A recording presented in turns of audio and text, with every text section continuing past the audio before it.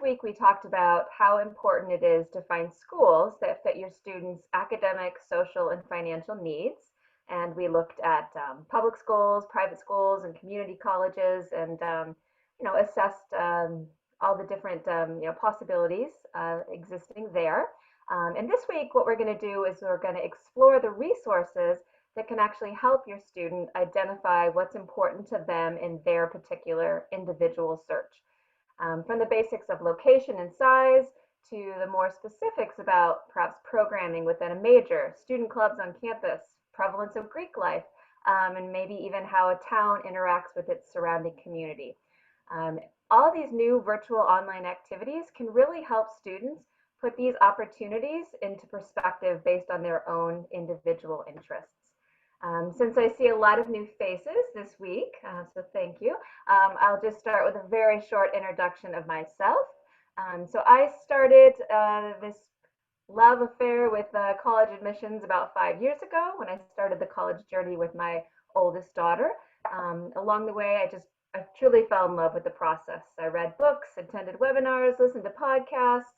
We toured 40 campuses. I just couldn't get enough.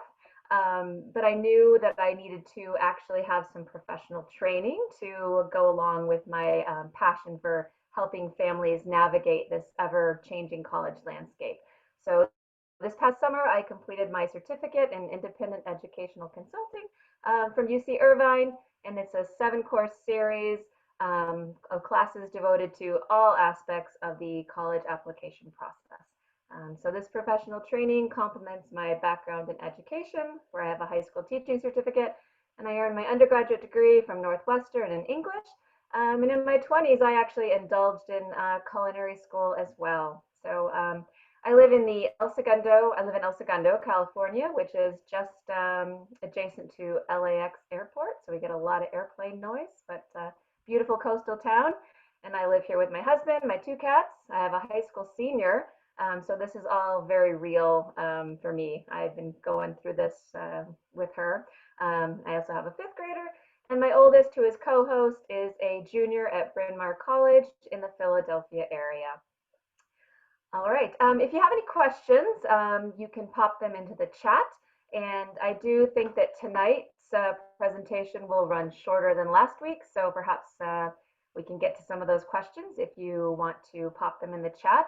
And if I don't get to them, I'm happy to respond to you via email since I have everyone's email address. All right, let's get started.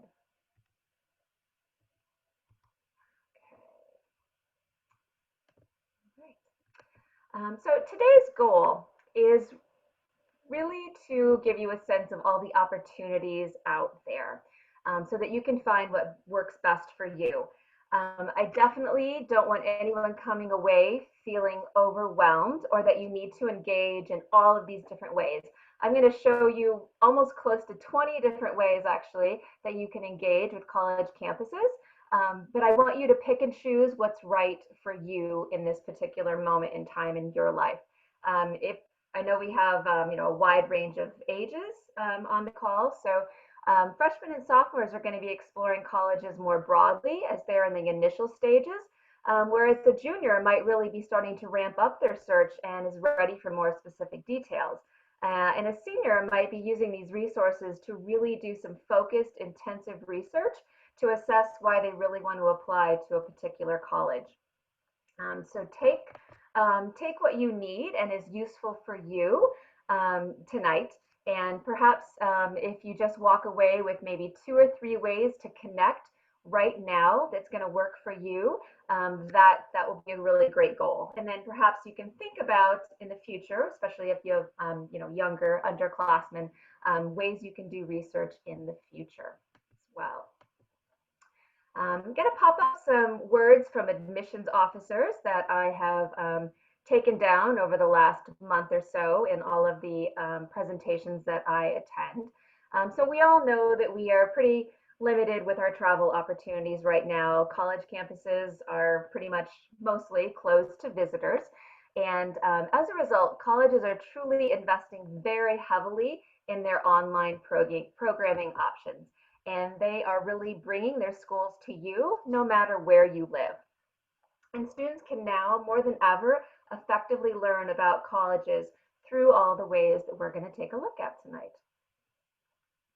Oh, and my favorite quote here is from James Nondorf from the University of Chicago, where he explains that everyone has doubled down on online programming, and he anticipates that the applications could be better this year as students have a better understanding of who they are, who we are, and why they are a good fit.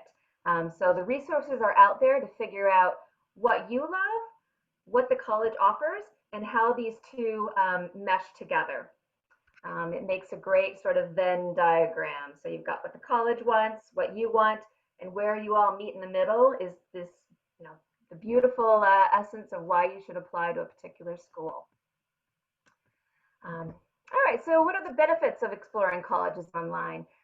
First of all, so much more flexibility. You can check out colleges at any time of day. There's also a huge cost savings. There are no plane tickets to buy, no hotel reservations, no car rental fees. This is cheap. So you're going to be saving time as well. And basically, all of these savings mean that you have the opportunity to check out and learn about more schools than ever because it's free and it's much more time efficient.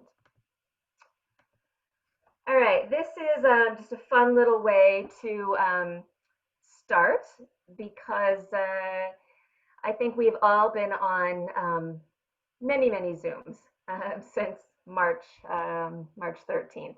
And this is a fun little virtual admissions bingo card that was put out by one of my favorite college bloggers, Rick Clark from Georgia Tech. And if you're ever in the mood for a bit of humor, in addition to getting educated when you're doing your virtual college tours, you can print one of these out. You can be certain to check off how many times pandemic, unprecedented, and you're on mute are said. But then you can also fill in important quadrants in your bingo card about number of undergraduate students, number of majors, average class size, campus traditions. It's not an all-encompassing note-taking system, but it has a sense of humor, and it's a great start. So speaking of getting started, all you really need to do is Google your college name that you want to look for, plus admissions and online visits, and you are going to find a whole host of opportunities now, and you're going to land on the college's virtual visit page, and then you can start exploring. So we're going to take a look at what we can do. So the number one thing that I've listed here are both recorded and live virtual campus tours. These are an absolutely wonderful place to start. Whenever you think you might be interested in a college, I always recommend listening to and watching a recorded campus tour. You're going to get a sense of the geographic location of the school. You're going to see what the campus looks like, maybe a few dorms, the academic buildings. Hopefully you'll get a sense of different seasons on campus, as the tour is often populated by different pictures. And hopefully if it's in a snowy location, they're showing you a snow shot and truly embracing and admitting that they have snow on campus. If you listen carefully, you'll probably learn the school's missions and programs that they're proud of, and perhaps upcoming initiatives that are going to impact students. With the recorded option, if you're not intrigued from the start, you don't have to watch the whole thing. You can just hit the exit button and be done. So there can be really minimal levels of commitment here with checking out a recorded campus tour. And these are really great for students at any point in the search process, from freshmen all the way to seniors who are still building their list. And my pro tip here, which I'm going to sprinkle throughout the presentation, is that many schools are now pairing their recorded tour along with live student commentary and an interaction. And this is really as close as a real tour as you're going to get right now, for the most part. So you can watch along with all the pictures, and they're going to weave you through campus just like you were if you were on foot. All right, so if or if you're interested in a school after you've watched the tour, it's good to next check out an info session. And this could be great for sophomores and juniors and seniors. It might be a little bit much for a freshman who's just getting a broad sense of things, but once you're moving towards the end of your sophomore year, you're probably ready for some info sessions. And the ones that they're offering now online pretty closely resemble the information sessions that you may have attended in person on a campus, but they actually are a little more approachable now because we all have the chat feature on the side on our Zoom panel, and it can be certainly less intimidating to ask a question via the chat feature, which they really love to hear. So they adore answering your questions. So I highly encourage you to do that if you have questions along the way. Yeah, and this is just really a great way to get an overview of the school. You can learn how to apply, who to connect with for further information, which actually leads me to my next slide. This is sort of my pro tip here. And the example that you're seeing from the bottom is from Claremont McKenna, which is a small liberal arts college in the Los Angeles area. But admission reps who work for colleges are usually divided into geographical regions. So depending on where you live, that's the admissions rep that is going to be your personal admissions rep. And they're going to be the one who's reading your file and will essentially be the main person who's advocating for you in the admissions process. And I love this quote from Jan Suter from Vanderbilt University, where she says, "We are looking for reasons to admit students. It's a positive process." So I think a lot of times there's the conception that admissions officers are really seeking for reasons to deny students, when in fact they really are looking for reasons to admit you. Yeah, and so down in the bottom we just have a quick example. Just one snapshot of a college website where you can see they've got their own territories that they deal with. And so they're the person to contact if you have particular questions. All right, my number 3 way to connect is through student panels. And over on the right-hand side, we have an example from Vassar, which is located in New York. Many of the student panel members are actually employed by admissions office and often serve as campus tour guides. And because of this, they often know a lot of school stats, and they're very comfortable answering a very wide range of topics. So when you attend a student panel, you're going to meet usually multiple students. You're going to get to hear from a variety of perspectives. And just like in the admissions info session, you can ask questions, again, using the chat feature, and you can talk directly to the students. And so often they include their email addresses afterwards. So if you want to connect further, you can do that.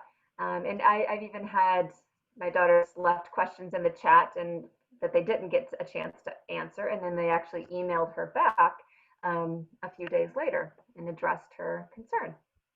So I also like this quote from Associate Provost Anthony Jones from Howard University. His suggestion when you're checking out a student panel is to watch the screen and look for that image of the person who says, "This is the place for me." So see if that person is similar to you in any way. Do they have a similar major? Perhaps they came from California and went to a cold place. What was that transition like for them? And if there's not a student who is like you on the panel, you can follow up with admissions and ask to be connected with a student who shares more of your interests. And I've got a few examples of these kinds of panels that you can find right on the website. And these are examples from Brandeis outside of Boston and Williams in Massachusetts. And so you can see that directly on the screen, it tells you what these students like to do, what they're majoring in, memorable experiences that they've had. And if you see a student on here who seems to have similar interests to you, they highly encourage you to reach out and connect with them and see if you can get a more in-depth explanation of their experience at this particular school. The number four way is to attend a faculty session. And this is probably more for students who maybe late junior year into senior year, when you're really starting to dive in and narrow down on a specific major or department. And schools are now setting up opportunities to meet professors. You can learn about their teaching philosophies. You can learn about the progression of classes within a major. You can hear about special events, achievements that they're proud of. See, this is an example of a faculty chat from Agnes Scott, which is a women's college outside of Atlanta, Georgia. And the one with the picture, I believe, is from Johns Hopkins. So when you're ready to start narrowing down a focus for a major, you can also attend specific school information sessions. And these are, if you remember from last week, we talked about how often public universities have individual colleges within the larger university setting. So there can be an engineering school, a school of arts and sciences, the business school, perhaps the theater department. So there can be many different schools within the larger university setting. And so the schools have set up opportunities for you to get in-depth information about these individual schools. And many public universities have honors programs, and there are often featured sessions on these honors programs as well. This is a good time to sort of pay attention to these sessions and find out if there's a lot of interaction between the different schools within the university.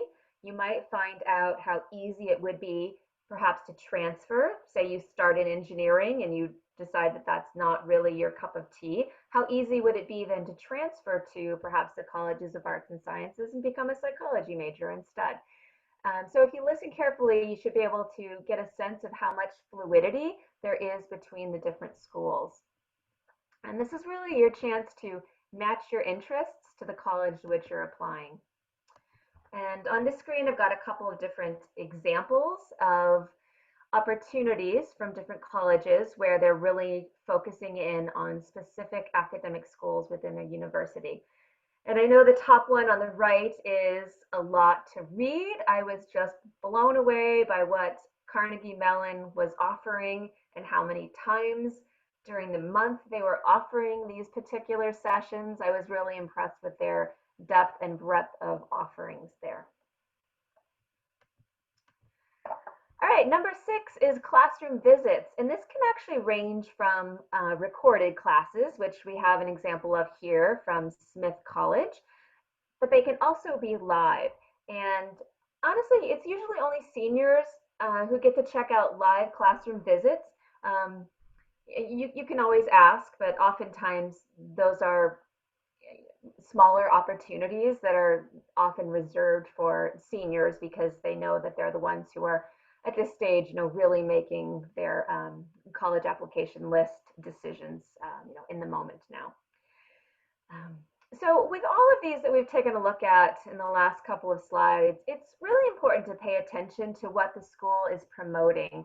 And often these sessions that they are putting out there on the internet really align with their mission statement and the type of students that they're attracting to their campus.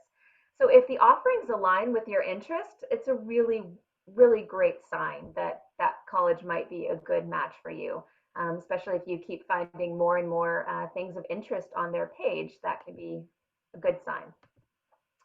All right, number 7 is kind of short and sweet. It's chatbots and instant messaging. So essentially, because the admissions officers aren't out traveling now, because normally they'd be at all of our high schools doing college rep visits, they'd be attending huge fairs, but most of them are working from home right now. So they are much more available than they ever have been in the past. And so they are staffing little chat bots and instant messaging prompts where you can type in a question and get an answer almost immediately. And these are going to either be staffed by students or perhaps by an actual admissions rep. So it's a great way to get answers on the spot. Number 8 is dorm tours. And I said in the beginning, I've been to over 40 campuses. I can tell you I've only maybe been in dorm rooms and maybe five or six. It can be a rare experience to actually get inside of a dorm on a college campus. So now, with the internet and all of these new opportunities, you actually get a rare glimpse inside almost all dorms on campus. If they've actually taken the effort to record them, more than likely they're going to let you know what all of them look like. And that can be really great for seniors who perhaps are filling out dorm request sheets once they are admitted students, and perhaps they're filling out the sheet in the summer about where they might like to live, and a dorm tour might be just the perfect opportunity for them to get a glimpse of where they might fit best on campus. All right, number 9 is for when you're pretty serious and you're applying to a school. And these are virtual interviews. And these are one-on-one conversations with an admissions rep at a college. They are very interactive. It's a place where both the student and the college can learn more about each other. If you are taking the time to commit to a virtual interview, you should always be prepared to ask questions of the college and yeah, know why you are thinking about applying. So make sure that you're prepared so that you can have an effective conversation with them. Now, not all schools are going to offer interviews, and some of them have extremely limited offerings. I've just heard from Pitzer, which is a school in the Los Angeles area, last week that they really only had a few narrow spots for the interviews and they filled up really quickly. But they reiterated time and time again that they would never hold it against a student if they weren't able to, secure one of those, very tiny number of spots. So, many schools have much more availability, and some it's more limited, but it's just something you can look for if you would like to interview with the college. And this year, the virtual interview, more than likely for the vast majority of schools, will replace any in-person interview component that might have occurred. All right, number 10 is for students and parents, and these are virtual workshops. And these are opportunities that you can embrace probably as early as freshman year, just to get a sense of starting to learn about college verbiage and the process, the application process, and transitioning to college. And when you check out these workshops, you can learn financial aid basics, you can learn essay writing strategies, you can learn about the differences between types of colleges, and a whole lot more. These are really the college's opportunity to sort of step in and serve in a very educational role. So the information that they're conveying isn't necessarily always specific to their college. It can be more broadly applied to your whole search. So these can be very instrumental in helping to teach both parents and students about the process. One of the best ones is from Davidson, which I believe is on the far right. And I think when I send out the recording, I will include this one because it really is a very comprehensive effort on their part to educate all of us out there on the college application process. All right, number 11, pre-recorded sessions. Colleges have actually been doing this in some vein or way or another since March. And many of them took the opportunity to actually record a whole host of topics that they have already done presentations on. Back in April and May, when students were figuring out where to go and they couldn't travel to the universities for admitted students days, the schools often put up information sessions for admitted students. And so you can even check out those types of activities online as well. The beautiful thing about these is they are often shorter sessions. You can really target your interests, and you can do this at any hour of the day. You do not have to register. You don't have to wait for the Zoom session to start. You can do this at midnight when you can't sleep and you just are dying to learn about a college. So check out pre-recorded sessions. All right, another kind of more comprehensive dive into the college scene are the online open house events. And these really basically mimic or are meant to replace the opportunities where campuses would usually have students perhaps come for the entire weekend. And they really are simulating the more immersive experience you would have had on a full day event at the campus. Usually these are definitely a couple of hours long in order to cover everything. Some of them, like the example I have down here at the bottom, is from UCLA, which they have their upcoming fall open house that you can still register for. And that's over the course of October 5th through the 10th. So they spread out all of the events over several days. By doing one of these, you're going to hear from admissions, financial aid, you're going to hear from students, you're going to hear from faculty. You're going to get a really broad sense of the entirety of the school. Great. Number 13 are specialized diversity events. A lot of colleges used to offer special fly-in events and programming for underserved populations, but since no one can fly this year, they are transferring these opportunities to online. And so you can learn about efforts to increase diversity on campus and provide support to students. So if you are in if you're in a demographic that this applies to, you can certainly check out the many diversity opportunities that are being promoted right now by the colleges. All right, number 14 are group college events. And this gives you the opportunity to learn about multiple colleges in one setting.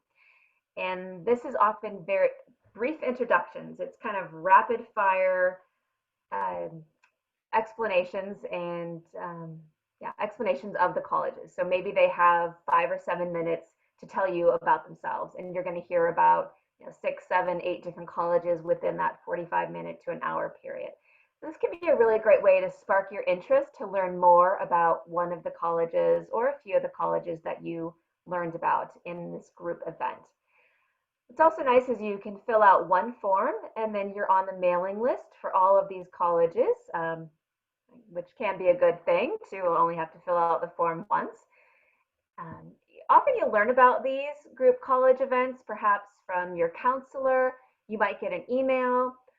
There might be a flyer on a participating college's webpage, which I think is how I found this cool one, which I have to say this graphic is my favorite of all on the entire slideshow. I love how the letters on everybody's clothing matches the names of the college. I love the students. Anyway, it's my favorite. That was my joy a few days ago when I found that one. A lot of times these are wrapping up in the fall, and you're going to see more of these events in spring and summer. So you might not see too many of these now as we move into fall, but you should definitely start seeing these pick up again in spring and summer. And the reason you're not seeing a whole lot of them right now in fall is because they're really expecting, especially seniors, to be honing in more on individual colleges. So it perhaps isn't as useful anymore to hear a short blurb about one college. You're at or about 6 or 7 colleges. You're really at that point where you need to hear 45 minutes intensely about one particular college. Number 15 is a little bit for our artists out there. These are different ways for artists to connect with the colleges. So for example, if we've got any artists out there, you've probably heard of National Portfolio Day, at least visual artists.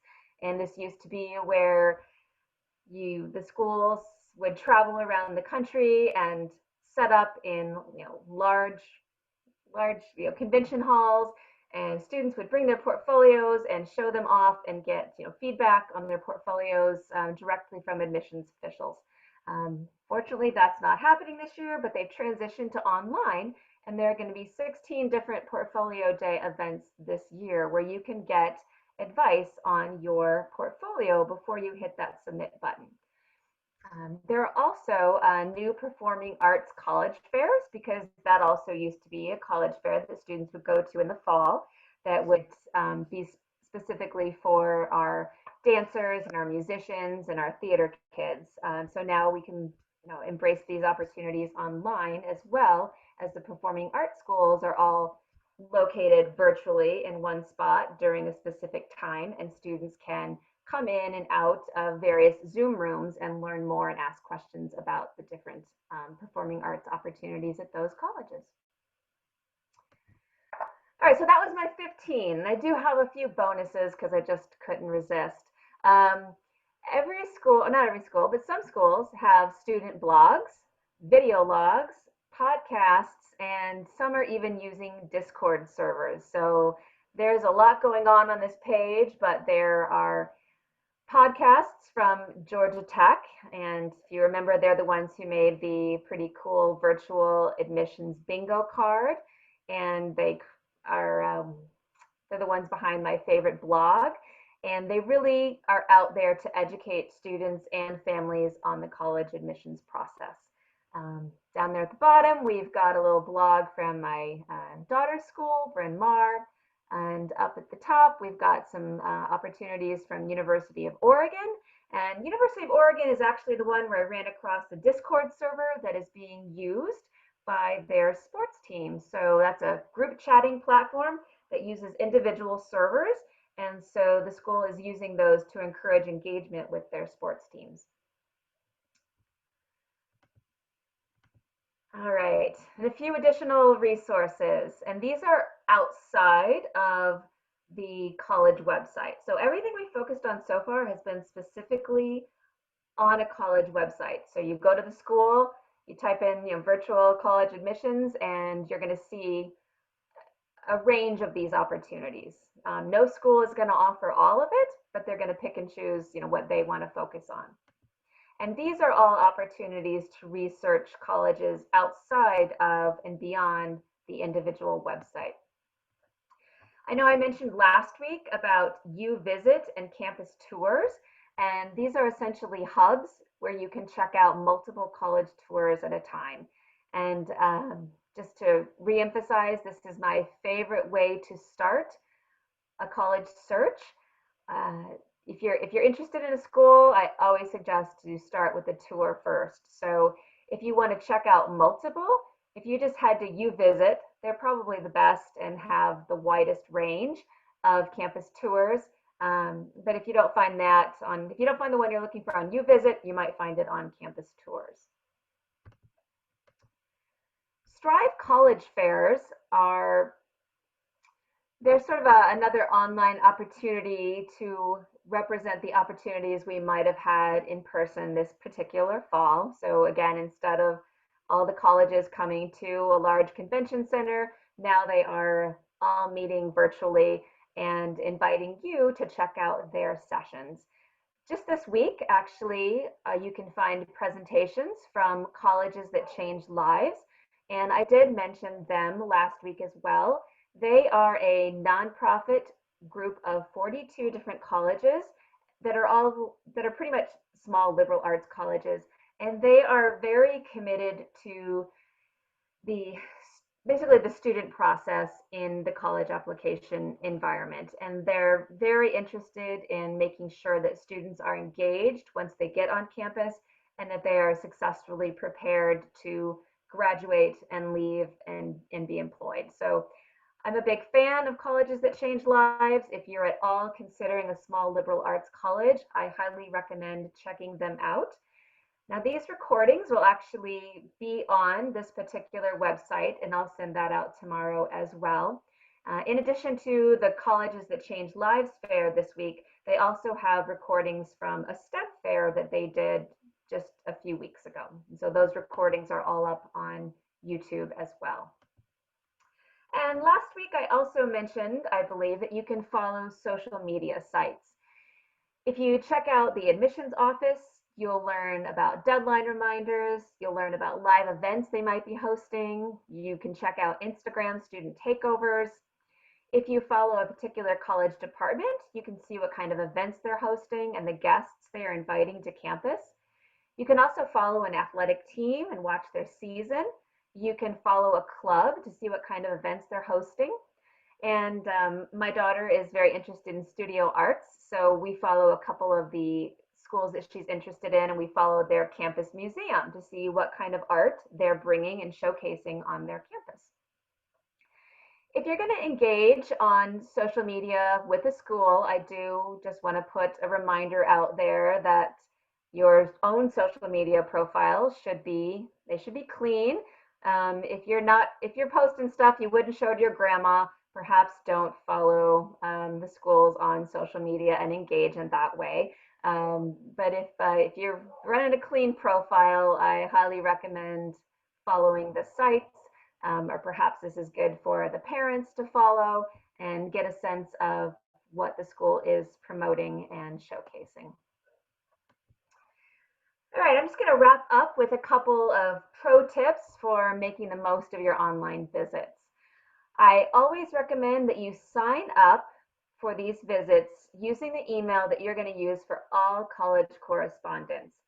I know that this generation is not so keen on email, but it is really the way that colleges interact with students. So you want to make sure that you are using a good email, so one you're going to check all the time, and perhaps make it a professional email. So if you have a cutesy sounding email right now that you've had maybe since you were 8 or 9, you might consider switching to a professional email address that you will consistently use for all of your college correspondence. I do recommend following proper Zoom etiquette. You'll probably get a sense when you register if it's going to be a session where you'll be on camera or not. And then you can decide if pajamas or not are okay. Back in March when they were starting all of these, we logged on a couple of times and weren't expecting to be on camera, and then we were the only ones who showed up because it was a very small college. So sometimes you never know exactly what you're getting. So maybe perhaps try to read carefully about what kind of event you're signing up for and whether or not you'll need to be on camera, or if you can just sit back and watch them present on camera. I do recommend preparing a list of standard questions and taking notes along the way. If you're investing your own time in these college visits online, it's really a good idea to take down notes so that you can remember afterwards. I do have to admit that it's definitely a distractor from the whole online experience. You definitely remember it more when you're in person and physically present on a campus. But until we can do that again, it's really great to be on the lookout for the same types of things each time you're visiting a school, and take notes along the way so that you can remember and separate them in your brain later on. I often do screenshots because they'll present pictures of the campus, and so that triggers my memory as to what we've talked about. And I always take screenshots of the presenter's name so that I can follow up with questions later. And you can definitely use the chat feature to ask questions along the way. I've mentioned that a few times, and hopefully you'll take advantage of that. All right, so a good question might be, how do we actually engage year by year? Because not all of these opportunities are really relevant for every single student in all the different grade levels. So in 9th and 10th grade and early 10th grade, I would start by doing some broad-based research to introduce you to the vocabulary surrounding the college search process. You can attend parent and student workshops to give you a better understanding of the application process and sort of to get you started about thinking building your overall college resume. And once we can travel again, you can check out tours in advance and see if there are any you'd like to visit in person. One thing I always recommend to families of underclassmen is to try to visit colleges when you're on vacation. You try to pop in, 1 or 2 different colleges just to, expose your student to the to the college scene and start getting a sense of where he or she might feel comfortable. They're also checking out the college tours can also help you sort of narrow down a local search that you might do. Because I also recommend students when they're just getting started to check out all the local options. So try to hit a city school, try to hit a suburban school, try to hit a big public, try to hit a small private school. So if you really want to target your search and you're in an area where there are lots of options, then you could check out these recorded tours to figure out which one you'd really like to invest your time in first.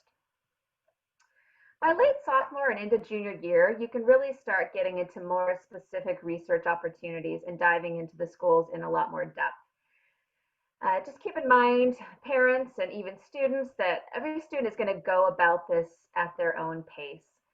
But if you were to start off junior year and make it a goal to learn about, maybe 2, 3 colleges a month, by the time you got to the end of 11th grade, you could know a whole lot about over 20 schools, and then you'd be in really good shape to start narrowing down your list during the summer before senior year. So if you space it out, it doesn't have to be as painful, hopefully. In senior year, now this is really where you can start taking advantage of, everything that the freshmen, sophomores, and juniors can, but then you can also start really diving into live classroom visits. If you'd like to take advantage of an interview, you can do that. You can really focus in on those dorm tours to see where you might choose if you're admitted to that particular school. You can use the chatbots and instant messaging to get quick answers for when you want to ask admissions a question. You can attend a diversity event. You can follow and engage on social media. And you can also email students, faculty, and admissions reps to learn more. And really, the research that you can do online can really help you identify if these schools are going to fit your academic, social, and financial needs. And one of the great features, I think, of this internet research, excuse me, is helping students answer the Why Us college essay. And if you're applying to a number of schools, if you've taken a look, oftentimes schools have extra essays or supplemental essays that you have to write. And many times the schools want to know, why do you want to come to this particular school? And that goes back to what I was saying earlier about assessing what it is you love, what the school offers, and where do you come together and meet in the middle. And that is what colleges really want to read about in the Why Us essay. And they want to know that you've done your effective research and know why this school is a good choice for you. And essentially, all the research is out there online, pretty accessible. So I think schools are really hoping that students, especially this year, are turning out some really great Why Us essays. All right, I think that I'm at the end, and perhaps I'll see if there's any questions in the chat. And I do want to just remind everybody that if you would like to follow up with me, I do offer free 45-minute consultations to see how I can provide you with any particular help that you are thinking you might need in your college search process. All right, let's see if I can get to see if there's anything in the chat. Is there anything in the chat, Anna? No. No? All right. All right, I'll give maybe 2 minutes if anyone wants to ask a question in the chat. Let's see.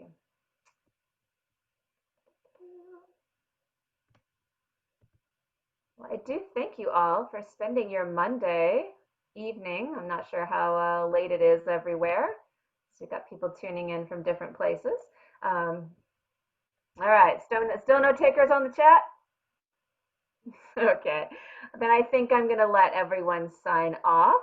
And hopefully you're inspired to go out and do some college research, but hopefully you're not too overwhelmed. Just remember, pick 2 or 3 things that you can do and know that there are lots of opportunities and ways to engage out there, but that you can really focus in on what it is that you need in this particular moment in time to help you best. So All right. Well, have a good evening, everybody, and thank you so much.